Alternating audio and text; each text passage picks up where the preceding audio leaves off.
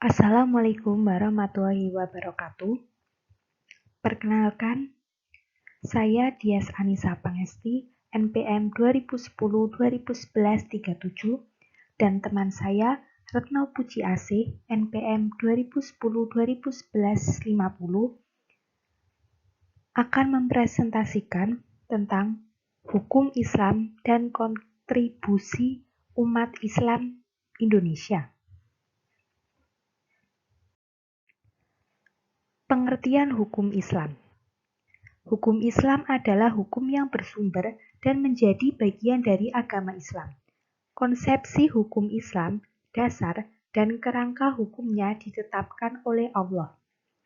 Hukum tersebut tidak hanya mengatur hubungan manusia dengan manusia dan benda dalam masyarakat, tetapi juga hubungan manusia dengan Tuhan, hubungan manusia dengan dirinya sendiri, hubungan manusia dengan manusia lain dalam masyarakat, dan hubungan manusia dengan benda alam sekitarnya. Menurut syariat hukum Islam adalah segala sesuatu yang ditetapkan oleh Allah Subhanahu wa Ta'ala. Hukum syara adalah firman Allah yang mengatur tindakan-tindakan orang muhalaf, orang Islam yang telah layak menerima hak dan kewajiban hukum, baik yang berupa tuntutan, pilihan, maupun penetapan. Hukum syarat dibagi menjadi dua bagian. Yang pertama, al-hukum al-taklif, hukum yang bersifat pembenaan. Yang kedua, al-hukum al-wadli, hukum yang bersifat penetapan-penetapan khusus. Ciri-ciri hukum Islam merupakan bagian yang bersumber dari agama Islam, mempunyai hubungan yang erat dan tidak terpisahkan dari iman, akidah, dan kesusilaan akhlak. Mempunyai dua istilah kunci yaitu A. Syarat, terdiri dari wahyu Allah dan sunnah Nabi.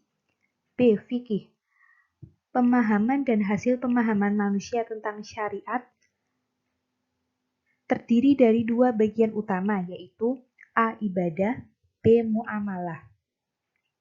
Strukturnya berlapis, mendahulukan kewajiban daripada hak, dapat dibagi menjadi hukum taklifi, yaitu 5 penggolongan hukum, wajib, haram, sunnah, makruh, dan jaiz. Hukum wadhi, mengandung sebab, syarat, halangan terjadinya atau terwujudnya hubungan hukum. Ruang lingkup hukum Islam. Bidang ibadah. Ibadah mahdah. Ibadah mahdah adalah tata cara beribadah yang wajib dilakukan seorang muslim dalam berhubungan dengan Allah seperti sholat, puasa, zakat, dan haji. Muamalah. Ibadah ghairu mahdah. Muamalah adalah ketetapan Allah yang langsung berhubungan dengan kehidupan sosial manusia, yang sifatnya terbuka untuk dikembangkan melalui ijtihad manusia yang memenuhi syarat untuk melakukan usaha itu. Dengan adanya hukum ibadah mahdah dan muamalah, ini jika diamalkan oleh manusia akan dapat terpelihara agama, jiwa, dan akalnya. Tujuan hukum Islam. Tujuan hukum Islam secara umum adalah A. Untuk mencegah kerusakan dan mendatangkan kemaslahatan. B. Mengarahkan manusia kepada kebenaran untuk mencapai kebahagiaan hidup di dunia dan di akhirat kelak. Menurut Abu Ishaq al-Salibi, tujuan hukum Islam antara lain 1. Memelihara agama, 2. Memelihara jiwa, 3. Memelihara akal, 4. Memelihara keturunan, 5. Memelihara harta. Sumber hukum Islam. Menetapkan sumber syariat Islam harus berdasarkan ketetapan yang qat'i, pasti, kebenarannya, bukan sesuatu yang bersifat dugaan, zanni.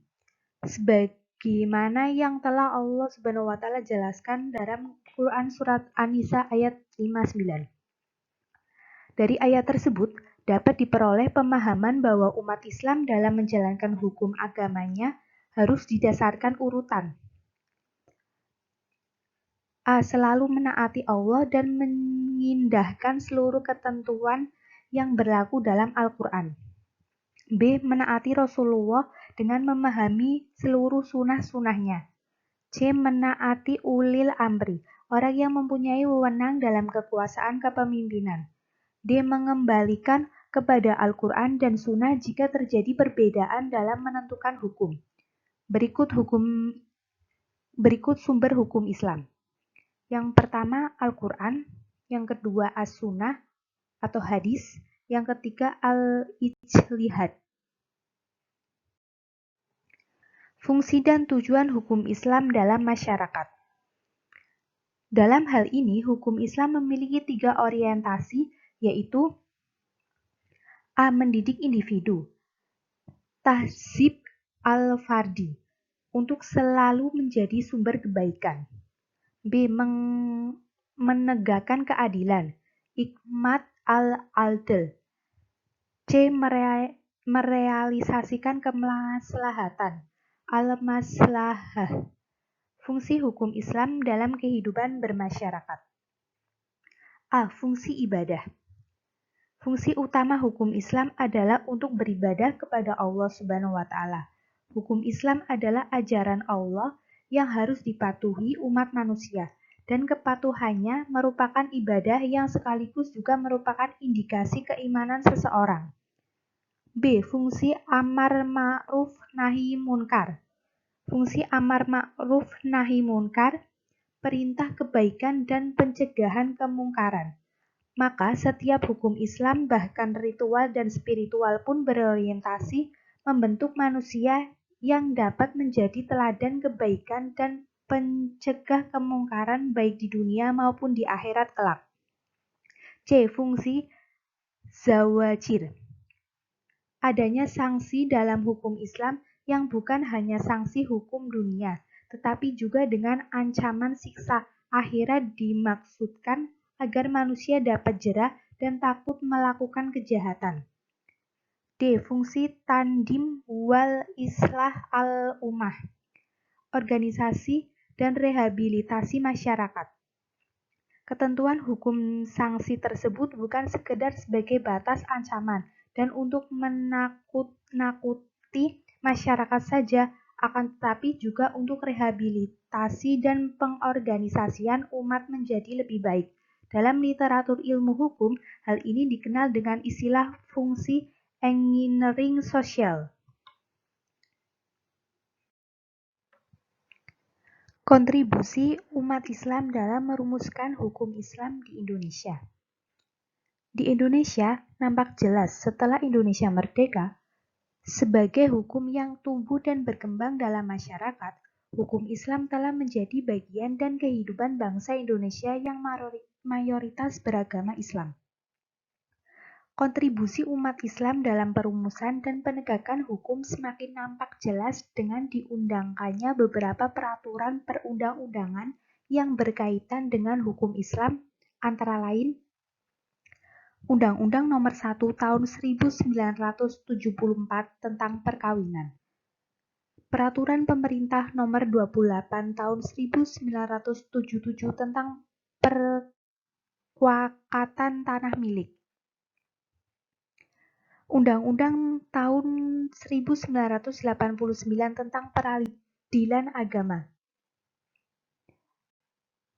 Instruksi Presiden Nomor 1 Tahun 1991 tentang Kompilasi Hukum Islam, Undang-Undang Nomor 38 Tahun 1999 tentang Pengelolaan Zakat.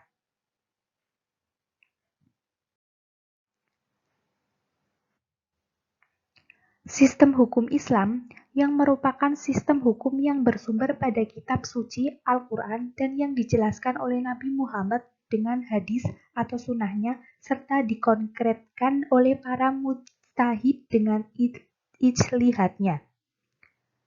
Hukum Islam adalah bentuk peraturan khusus yang berlaku bagi umat Islam, misalnya adalah Undang-Undang Nomor 7 Tahun 1989 tentang Pengadilan Agama dan Keberadaan Kompilasi Hukum Islam (KHI), yang menyebarluaskannya dilakukan berdasarkan Inpres Nomor 1 Tahun 1991.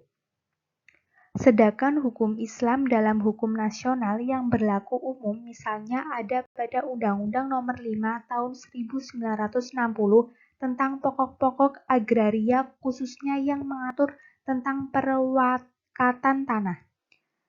Undang-Undang Nomor 1 Tahun 1974 tentang perkawinan.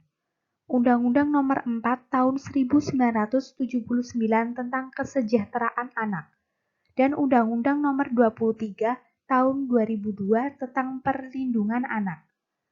Undang-undang yang berlaku saat ini seperti UU Perkawinan, UU Peradilan Agama, UU Penyelenggaraan Ibadah Haji, UU Pengelolaan Zakat, dan UU Otonomi Khusus Nangro Aceh Darussalam, serta beberapa undang-undang lainnya yang langsung maupun tidak langsung memuat hukum Islam seperti UU Nomor 10 Tahun 1998 tentang perbankan yang mengakui keberadaan bank syariah dengan prinsip syariahnya, atau UU Nomor 3 Tahun 2006 tentang peradilan agama yang semakin memperluas kewenangannya, dan UU Nomor 21 Tahun 2008 tentang perbankan syariah.